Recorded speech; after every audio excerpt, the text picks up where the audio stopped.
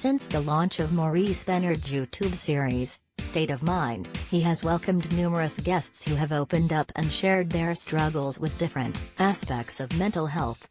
But this Sunday, July 11, Maurice will share for the first time his powerful and emotional sit-down interview with Mia Street. John, one that he reveals was one of the most moving of his series thus far. With Maurice being a huge boxing enthusiast throughout his life, having Street John, who is a boxer herself, on as a guest was, of course, special. However, as soap fans know, Mia is also the former wife of the late Christoph Street John, ex-Neil Winters, Y&R, and they shared a son, Julian. Both men died, tragically. Julian suffered from a long history of mental illness, and his death was ruled a suicide, and Christoph was consumed with grief following his son's death, which ultimately set him on a downward spiral. Christoph's death was ruled accidental, caused by hypertrophic heart disease, which was exacerbated by alcohol use. In the conversation with Bernard, Mia opens about her own personal struggle with addiction and how she coped with these two devastating losses. See an exclusive preview clip below. Within this interview, it's also been a whirlwind year for Maurice. He just took home his third Daytime Emmy Award for Outstanding Lead Actor in a Drama Series during the 48th Annual Daytime Emmy Awards for his moving portrayal as GH's Sonny Corinthus, as he goes through all the stages of a child watching his father, Mike Corbin, played by Emmy winner Max Gale, slip away due to the ravages of Alzheimer's disease. Since the Emmy broadcast was pre-taped due to COVID restrictions, except for revealing who the winners actually were, Bernard shares what went down when his name was called watching the show from home with his family, and things are heating up on General Hospital.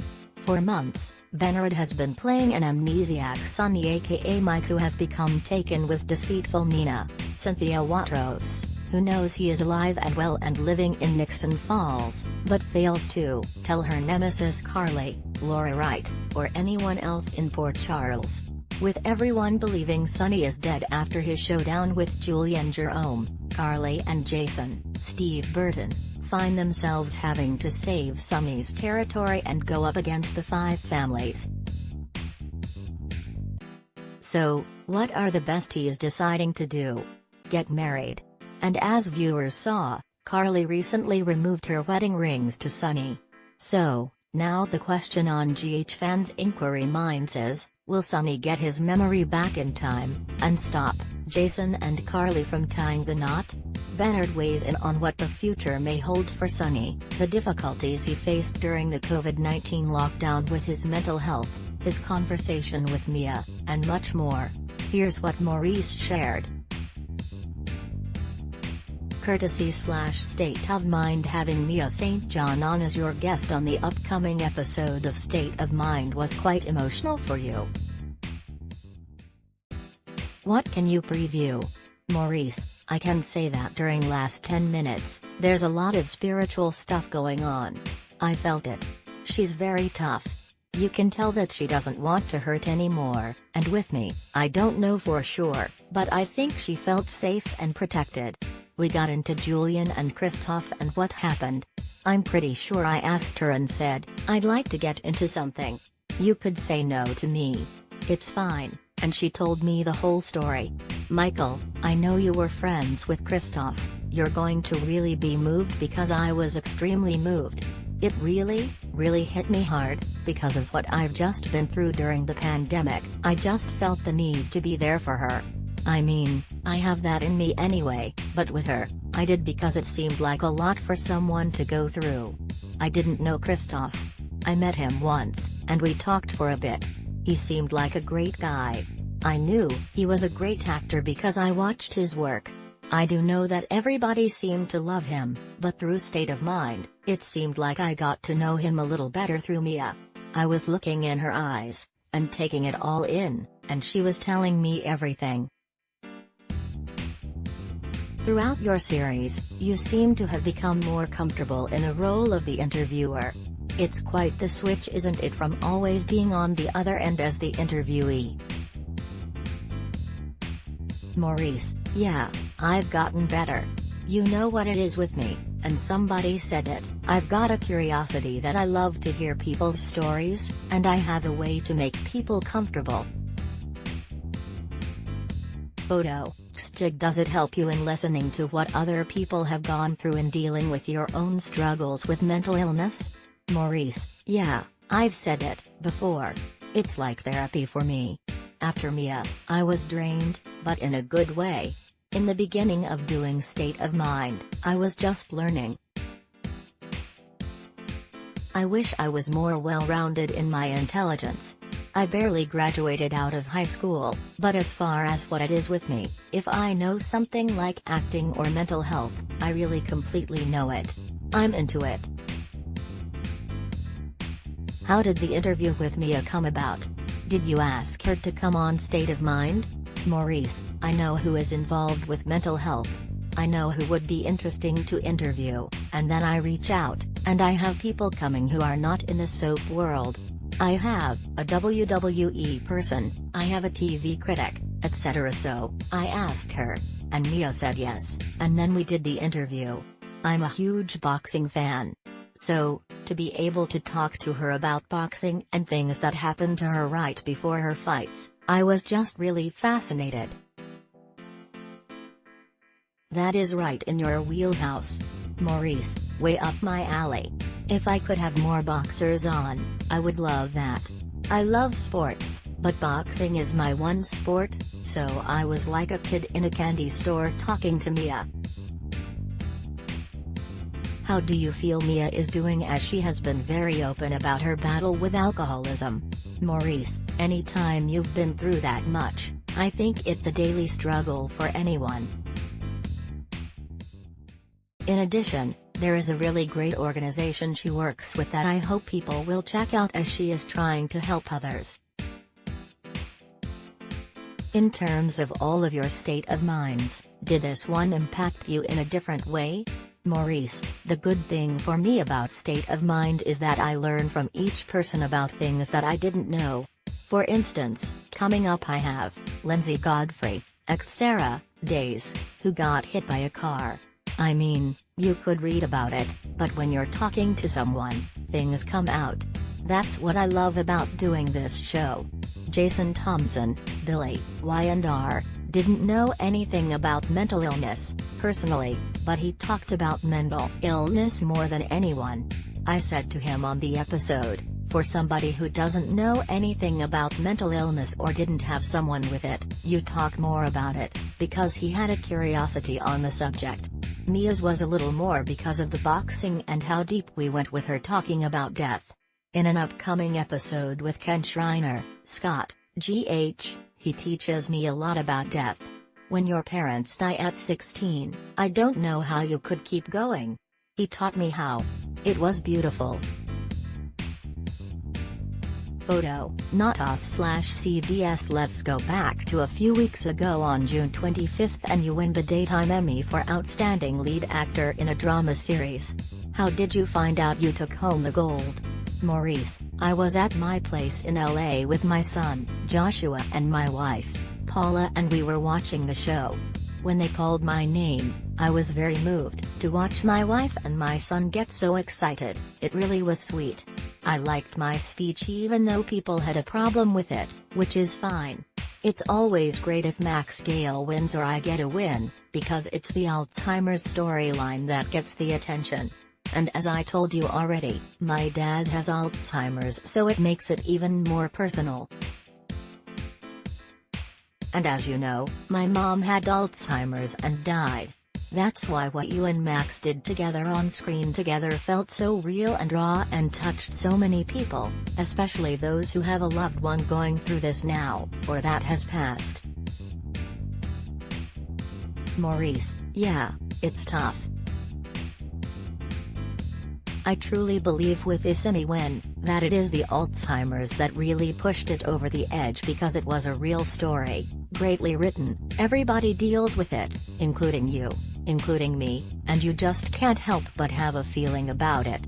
You know, if I have a reel that shows me as Sunny yelling at people, beating people up, it's not going to give you the impact. Photo, Natas. Was it weird coming to the stage and doing a pre-taped Emmy acceptance speech knowing that everybody else that was nominated had to do one too?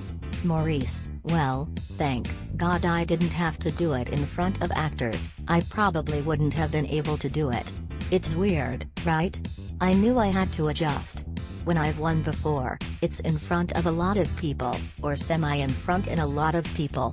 So, with this year, your energy is different. So, you can't act in a speech like that, because then it would seem kind of over the top, maybe. So, I just made a speech that I thought would work for what I was doing, which is kind of acting because I didn't want to come out and say, oh, my God. I can't believe it. So, I said, okay, I'll thank the actors, I'll thank Frank, and I'll make it about Alzheimer's. Photo, Francis Twitter. I know some fans on social media jumped on the comment you made within the speech about being the star of the show, and you did tweet out that you went to Jeannie Francis, Laura, GH, to make sure there were no ruffled feathers there. Maurice, I went to Jeannie because I thought, I don't want her to take what I said personally, and she's like, what are you talking about? Sometimes, I respond to a negative comment on Twitter with an emoji which can incite people. So, I decided, I'm not going to do that anymore. No more responding. Like I always say, you want to be loved and you want to be hated. You just want to be loved a little more. So, I stopped with the child's play. I'm cool with it. It seemed that things got twisted up, because you had related in the speech, that Frank Valentini, executive producer, GH, came over to you and said you have to do the storyline, because you are the star of the show, when you were overcome in the screen test with Max Gale. Maurice, sometimes people love to change the narrative. If you watch everything, they say what I said, but they don't say that I also said Alzheimer's was the star, but I'll take the hit. Courtesy/ABC. I recently posted a clip of my interview with Cynthia Watros from the red carpet at the Daytime Emmys saying how she is so thrilled and honored to work with you. How is it working with Cynthia? Maurice, let me tell you about Cynthia, and this is just my experience because I don't know her that well. We hadn't worked together before. First of all, we tend to overlook, because of her character and the story, or whatnot, is that she is a real actress. Let's not forget that. I know she did Lost, and I didn't watch her on another soap. I know from working with her. She can act. She makes adjustments, and she listens, and I'm really happy to be working with her. She is just stuck in a circumstance that is not her fault, but you know what, like I said today I think on Twitter to somebody, but wait. I've been working this last month doing some scenes with her, and when you see that, there's a little bit of magic in there. I'm not saying it's the greatest thing in the world, I'm just saying there's a little magic. Photo, ABC. Have you liked being Mike and not having Sunny's memory because it opened up the story? Maurice, I know people think this story is my idea, like I needed a break or something. It has nothing to do with me needing a break. They came to me and said they were going to do this story. I said, let's do this. I've been enjoying this. It's a different energy. The energy that Sunny has is dark. It's like in third gear. Mike is like in first gear, calm, relaxed, happy. You're just realizing that now. Maurice, laughs, well, I guess until you've gone somewhere else you really don't know. Oftentimes, when I do movies and other projects, it's often the same kind of energy that Sunny has. I've never played a character like Mike where it's a whole other feeling. Courtesy/ABC. Is it more challenging to play a character like Mike? Maurice, no, easier. Sunny can be difficult to play. But guess what?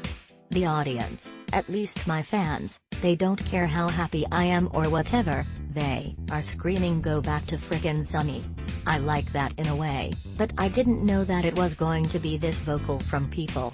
It's not that they hate Mike, they just want Sunny, and Cynthia is put in a tough situation because of her history in that character. So, now everyone saw last week that Jason and Carly have decided they have to get married for the sake of the business, with Sunny believed to be dead. What did you think when you heard that they were going in that direction with the story? Maurice: well, I was the last one to know. I didn't know they were going to get married until I heard about it in the makeup room. I think the first thing I thought of was, we are all going to be having some great scenes coming up, like, alright, let's rock and roll. Let's do it. I'll get into this character of Sunny when called upon. It might be dark and the whole thing, but once I'm in there, I'm fine. Courtesy/ABC: it would seem if Carly and Jason do actually get married, it's not going to be an easy road to reconciliation for Carly and Sunny down the line. Maurice: no. I would say not. The thing about Sunny is that it's what Sunny does best, or what I do playing him best, is betrayal. So,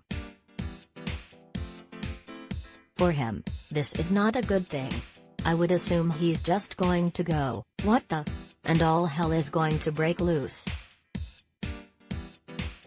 Sunny's body washed ashore and he was very much alive, while the search and rescue mission quickly became a recovery. Once again, law enforcement in Port Charles isn't very good. Laughs, Maurice: so, there you go. It's going to be a bigger fight. It's going to be a great fight when Sunny does return. Photo: ABC fans are predicting that Jason and Carly are going to be at the altar, and Sunny is going to walk in alive and well, with his memory back to the nuptials. Maurice: well, however it goes, I would say, just let them just watch the fireworks as they unfold. But you're enjoying this story? Maurice: I'm cool, man. I will say this, I'm glad that I have been given this last month playing Mike, and the Nixon Falls story. I don't know how much more we have ahead. I just know that what we've taped has been really cool, and I'm glad that they gave me that. Photo: ABC: I know that the coronavirus pandemic and its isolation was rough for you. What can you share, and how did you find your way out of a downward spiral? Maurice: yeah, COVID was just one of those things where I was hit with a lot of different things all at once, which was, shutting down production, my book tour not being in New York, although the book ended up probably doing better because of the pandemic, which was interesting, my mom and dad moved out, and I thought it was the end of the world. We all did at some point, and it all hit me with a rush of anxiety that I had never felt before in my entire life, and it was 4 months of terror, way too long. I was shaking like a leaf, not sleeping, it was tough. What I tell people is that when you go through these things, it will pass. I know, for me, 4 months was too long, but it did pass. You're better because of it. You can take one of either two roads. You can get worse, and you can say, I'm a victim, or you can take the other road and say, I'm stronger now. Look at what I've been through, and then, look at what happens, a year and a half later, look at what my life is. I have a pond here at home, and I used to run around this pond crying my eyes out, every morning crying, like I couldn't do it anymore, and a year later, I walk around the pond like it's the greatest thing in the world. But that's what this is, this mental health. You can think you can't go on, but then it rewards you with a better life. Photo: Noah Harmon: I was going to say, that's pretty profound. When you were going through the 4 months, did you think you were going to come out of it, okay? Maurice: no, I'm going to be honest. I finally got on Lexapro after 3 months. If Lexapro didn't work, I can't say positively what would have happened. It gradually made me feel better. Like I have said, if GH had called me a month before, I wouldn't have been able to finish the storyline. It would have been the end. I wouldn't have been able to go back to work, because I was in that state of mind. So, they called at the right time. I went back to work and I was on Lexapro. The thing about Lexapro is, and we always tell people to get professional help. There are a lot of people like me, and I've got to say, first you get professional help because you're on the brink of whatever. So the first 5 days of taking Lexapro, you feel worse than you did just before you started taking it, and that is scary because you're like, I can't take this. This is horrible, and then I stayed on it. It got gradually better, and just a month and a half ago or so, I weaned myself off. How are you feeling now? Maurice, oh, let me tell you, the day that I weaned off was a Thursday, and I wasn't going to take it, and I was on my bed, and I felt the greatest I felt maybe, ever. Now, I'm not saying people should go off it, whatever, because I was on it for like 8 months or something, but it saved my life like lithium for my bipolar disorder, and that's an amazing thing that these pills could do. What happened with me with the pandemic is that I had never really taken anything for anxiety. I had only taken lithium, and I'd been on lithium for 30 years, but for anxiety, I never wanted to take anything. But if you're bad, if you're like, you know those gears I've been talking about, in 4th and I was like in 5th gear, you better get some help, man, because you can't get off it on your own. Photo, state of mind. I want to conclude checking in on your dad, Humberto. When did you learn he had Alzheimer's, and how is he doing now? Maurice, it's been a while since I found out. I didn't really want to talk about it, and then I did something in People magazine with the book, and I asked him if I could talk about it, and he said yeah. So, it gave me the green light, and that was maybe 10 months ago. He's actually doing good. It's slowly kind of happening, but that is how the disease works. This has been a really great conversation, man. So, what do you think will happen with Sonny aka Mike? Will he return to Port Charles before Carly and Jason tie the knot? Have you been watching Maurice's State of Mind series, and has it helped you with any of your mental health issues or concerns? Were you happy that Maurice took home the gold this year for his portrayal in the Alzheimer's storyline? Share your thoughts via the comment section below. Ad block test, why?